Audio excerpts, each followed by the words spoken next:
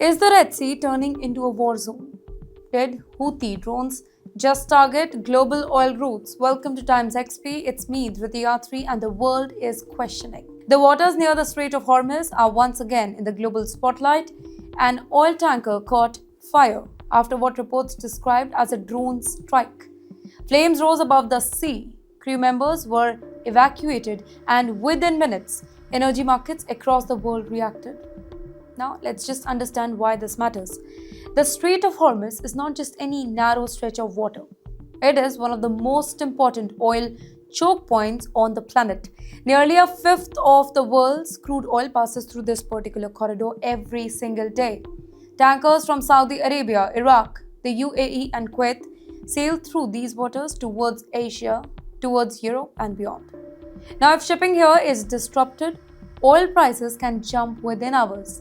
Some reports and speculations have pointed towards Yemen's Houthi, officially known as Ansar Allah, who have previously launched drones and missile attacks in the Red Sea and surrounding waters. The Houthis have been involved in a prolonged conflict and have at times targeted vessels they believe are linked to their adversaries. However, as of now, there is no verified international investigation that has confirmed responsibility for this specific tanker explosion. So, what could have happened?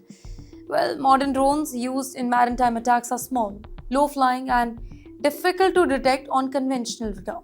They can be packed with explosions and guided towards ship using GPS coordinates.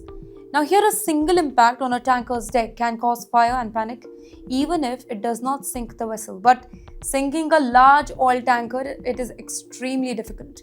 These ships are massive and designed to withstand significant damage. But you know what? The bigger concern is not just one ship. If multiple attacks begin targeting vessels in the Strait of Hormuz or nearby waters like the Red Sea, insurance costs for shipping companies could skyrocket. Some companies might temporarily reroute the vessel, adding days or even weeks to deliver times. And that affects the fuel price, food transport, and global trade chain. In the meantime, the U.S. naval forces and allied ships regularly patrol these waters to ensure freedom of navigation. Any direct clash between armed groups and US-linked vessel, it would significantly raise the stakes, right? A single confirmed sinking of the American military ship would represent a massive escalation, though there is no confirmation, no evidence so far that the US naval vessel has been sunk in this incident. But perception matters. In today's digital battlefield, a viral clip of smoke over the sea, it can trigger global panic before facts are even confirmed. Markets react first, investigation come later. So here's the real question. Is this an isolated maritime attack in already tense water?